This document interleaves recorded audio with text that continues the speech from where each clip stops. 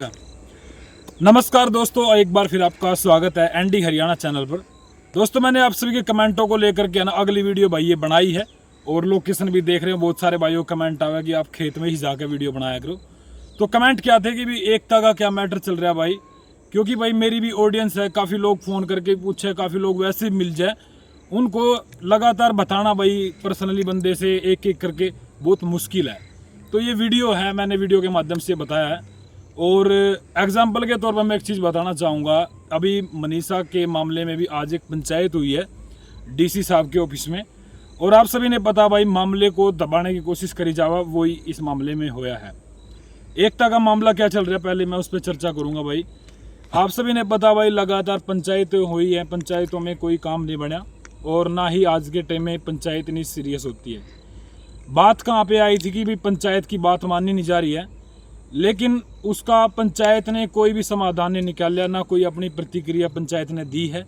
जो पंचायत के जो गालियन खाप के जो प्रधान थे, उन्होंने भी कोई अपनी प्रतिक्रिया नहीं दी थी।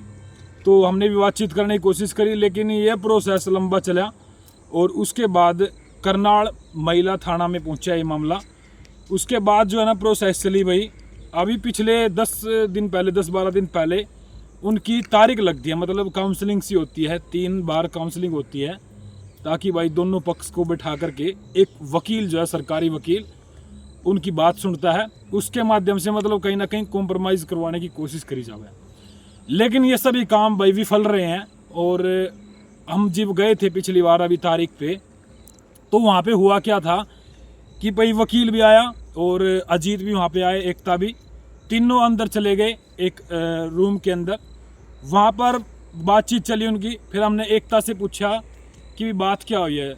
एकता ने बताया कि भाई मेरी तो कुछ सुनी नहीं है। अजीत ने अपनी बात बताई है, मेरी बात कुछ सुनी नहीं है। तो हम जब वकील बाहर आया, यानी कि एकता, अजीत और जब तीनों बाहर आए, तो वकील साहब हमारे से कहने लगे, जो मीडिया साथी बैठे थे हमारे, मैं भी वहाँ पे था, कि भी मीडिया कोई भी कैमरा ऑन ना करियो, क्योंकि हम कैमरे पे कोई बात नहीं बताना चाह रहे थे। कुछ भी लगा लो आप, वो बताना चाह रहे थे या पता नहीं क्या बात थी। उन्होंने कहा कि भी कैमरा बंद रखो। हमने भी सोचा भाई समझौते की बात है और समझौता हो जाएगी, इसमें सबसे अच्छी बात है कि भी इस तरीके से समझौता हो जाए। तो क्या होया कि वहाँ से चले गए भाई, और वहाँ पे कोई बात नहीं बनी। ना तो अजीत एक्सेप्ट करने को तैयार है, यानी कि एकता अपने घर बसाने के लिए तैयार है, अजीत एक्सेप्ट करने के लिए तैयार नहीं है। वो कह रहा है कि भाई कोर्ट ही इसका फैसला करेगा। चलो भाई, ये प्रोसेस था, हमने पूरी इस चीज़ पर मेहनत करी भाई। और कुछ भाई सोचते हैं कि भाई आखिरकार भाई ये फैसला क्यों नहीं होया।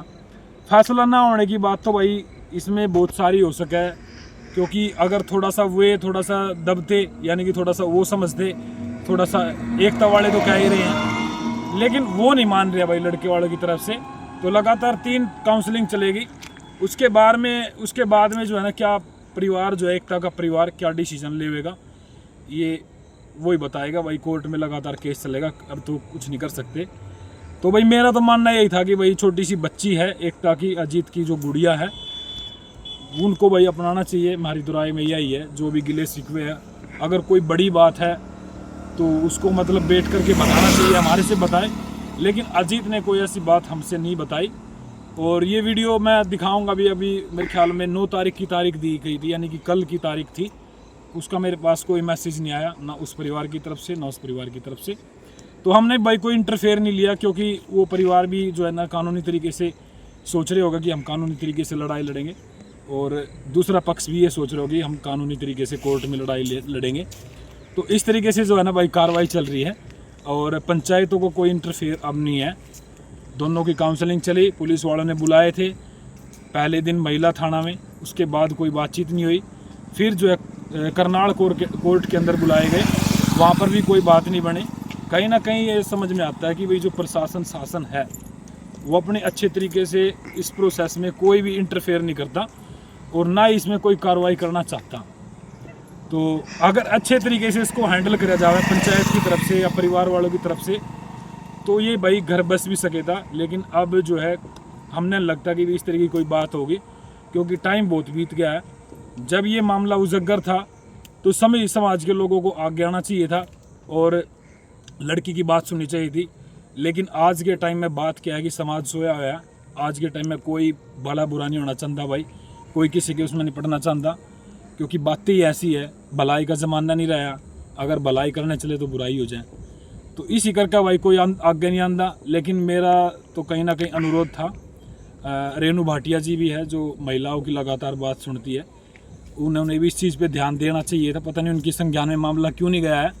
अभी टटीरी गाने को लेकर के बादशाह की जो है कहीं ना कहीं उसके ऊपर दबाव बनाया गया, वहाँ पे तो कहीं ना कहीं सभी लोग बोल रहे हैं। मनीषा का मामला हो वहाँ पे भी कोई नहीं बोल रहा, लेकिन जहाँ पर कलाकारों की बात होती है वहाँ पर सभी लोग जो है ना राजनीति करते हैं, क्योंकि सभी ने पता है भाई यहाँ पे तो अच्छा प्लेटफॉर्म है, अपना चेहरा चमकाया जा सकता है। मैं किसी की बात नहीं कर रहा हूँ, लेकिन भाई आज के टाइम में कोई ऐसी सामाजिक प्रतिक्रिया नहीं है भाई। और बस आप लोगों के ये सवाल थे, आगे क्या होगा इस मामले में वो टाइम बताएगा और मैं आपसे बताता ही रहूँगा भाई, लेकिन आपसे बताना ज़रूरी था। बहुत सारे भाइयों के कमेंट आ रहे थे, तो ऐसे ऐसे करके भाई चली थी पंचायत, मामला काउंसलिंग हुई।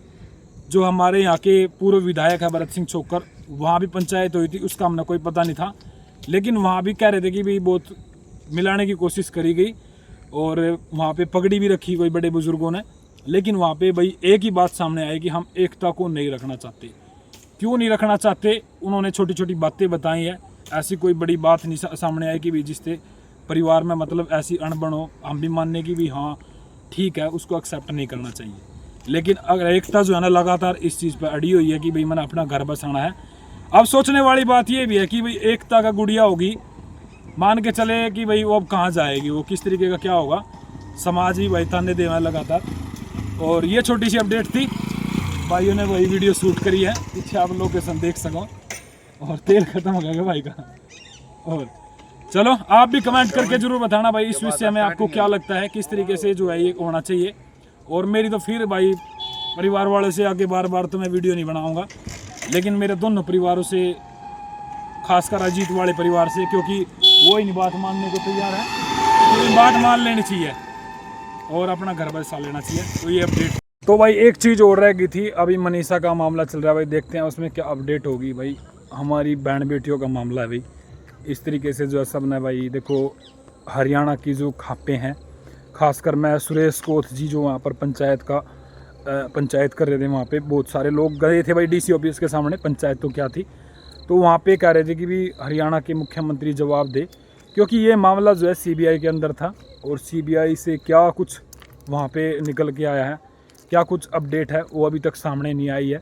और हरियाणा सरकार यानी कि हरियाणा के मुख्यमंत्री से गुहार लगाई है। देखते हैं भाई इस मामले में क्या बड़ा खुलासा होगा या नहीं होगा, क्योंकि लगातार इसमें सोच रहे हैं बहुत सारे लोग, कई महीने की बात होगी कि आखिरकार मनीषा का हत्यारा कौन था और किस तरीके की क्या बात है। और भैया मैंने आपको अपडेट दी है, सारे भाई कमेंट जरूर कराया करो ताकि मेरा भी हौसला बना रहे, और वीडियो को शेयर कराया करो, चैनल सब्सक्राइब कर लो एनडी हरियाणा चैनल को। और एक बार लोकेशन आपको दिखा देता हूँ, कितनी बेस्ट लोकेशन है ना। ये अपने गांव के आसपास की लोकेशन है भाई। पीछे आप रोड देखेंगे, ये सामने रोड है, ये आप देखेंगे लोकेशन। अभी सूर्य का मैं आपको नज़ारा दिखाऊंगा, देखो पीछे सूर्य अस्त हो रहे हैं अभी। तो सारे भाई कमेंट करियो और शेयर करियो। सबसे नमस्कार भाई।